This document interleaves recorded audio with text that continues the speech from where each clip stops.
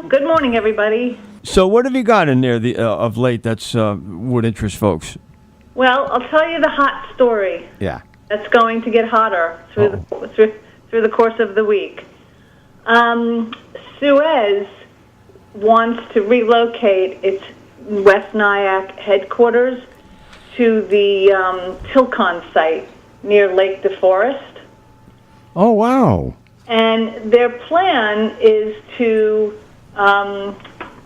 like I said, to relocate, but they also, and use their existing buildings for construction staff, management, and customer service employees.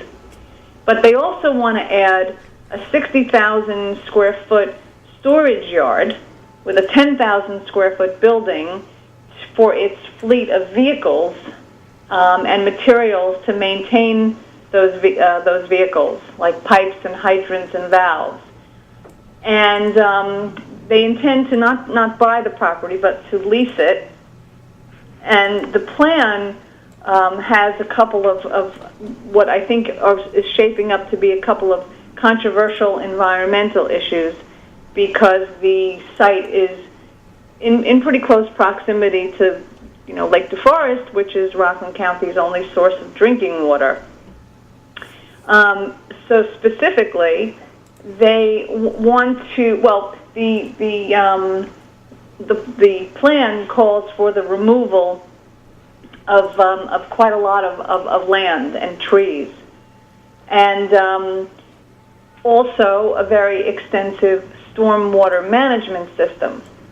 And given that the site is so close to Lake DeForest, and stormwater management systems, maybe they work most of the time, but since we see these superstorms, like Irene and Sandy, I think that there are many people, residents, environmentalists, who are already very, very concerned about the plan.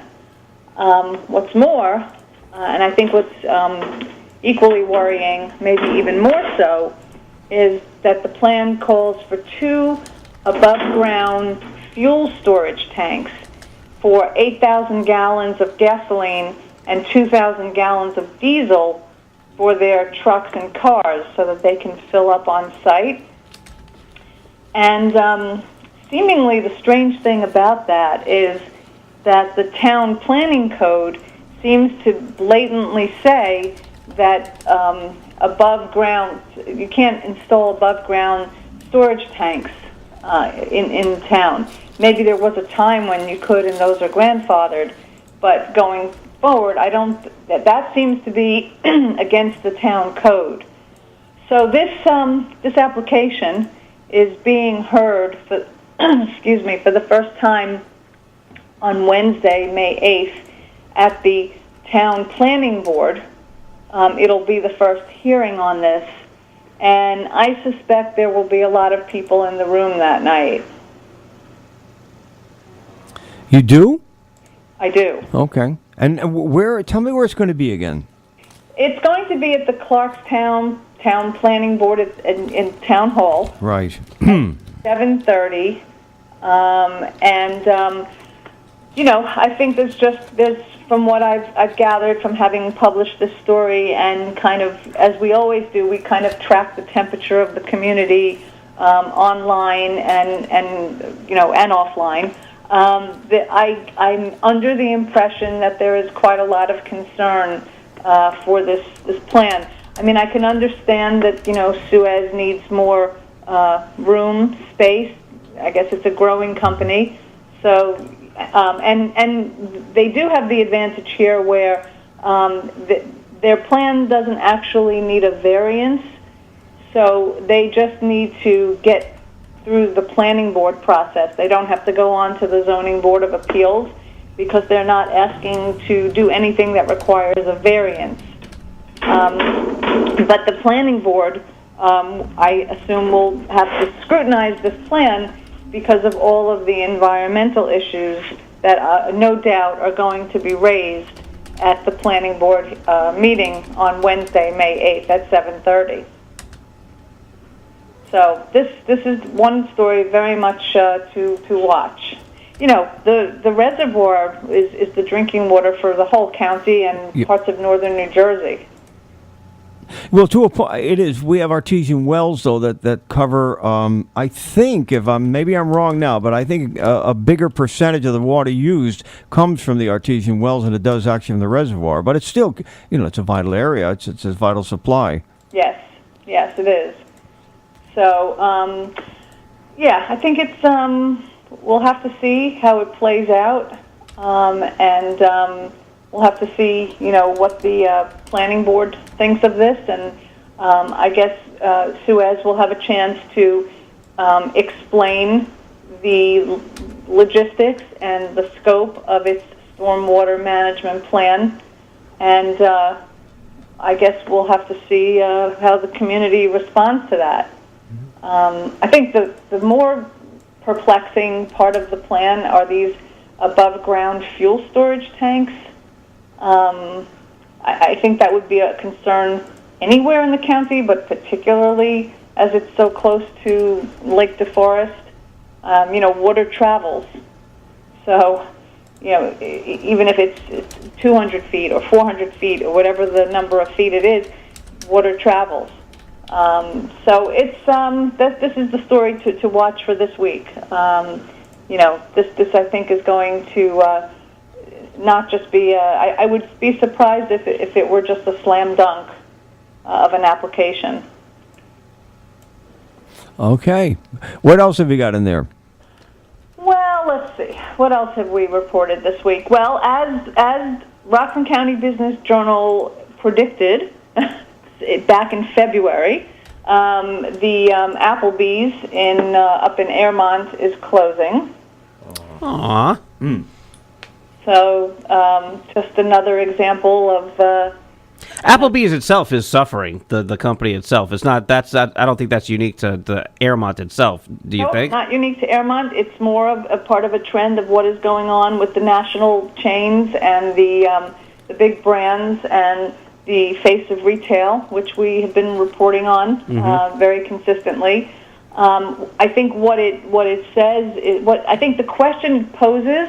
And this leads me, it's a good segue to mention another good story that ran this past week. What it says is that as we go forward as a county, we need to be thinking about how we want to generate our ratables and how an over-reliance on retail and particularly big box retail and chains is possibly a slippery slope. We had a good column last week that got a lot of attention, written by commercial broker from Houlihan Lawrence, Rick Tannenbaum, and that was about an urge to think about bringing. You know how we have lots of film crews here? You can't go anywhere without tripping over a film crew. That's the filming side of it. But the real lucrative prospect to bring to the county would be the production companies themselves, like the Netflixes, which have just taken a huge amount of space in Brooklyn. And we have the perfect setup, up here. We have those kinds of spaces where production companies could set up shop here and could really, diversify our tax base, bring in higher paying jobs, bring in good jobs, develop another industry here. Anything that we can do, I think, to be a little bit less reliant on this culture of retail, I think would help Rockland going forward with its economic vision. So that's a column that people should definitely check out. It's got some interesting thinking in it. So those are some. Oh, and then today we just published a piece. The upcoming, what is it? It's called Beer Art. Wait, the Beer Art Fest. Yeah, in Garnerville. Mm-hmm. Yeah. Well, we did a behind the scenes piece on that. Nice. to look at the making of the fest and to look at all the pieces that are in play and all the partners that they needed and just all all the things that you never think about when you buy your ticket and you go have some beer and look at some. This is going to be really a very interesting, one-of-a-kind event for Rockland. So I think something the likes of which we've never seen in this county before. And I think it deserves kudos for its ambitiousness. And so we decided to do like I said, not just a walk-up like, this is the festival and this is who's going to be here, but just, from a business point of view, like this is a look at what it takes to put on something of this magnitude. And so we posted that this morning, and that's, I think, a fun story with a lot of insight about how complicated things can really be. So lots of things going. All in the Rockland Business Journal. If you would like to access it on your internet device, just go to rcbizjournal.com, and there it is. Constantly updated new articles all the time. That's right. And we'll talk to you next week, Tina. A lovely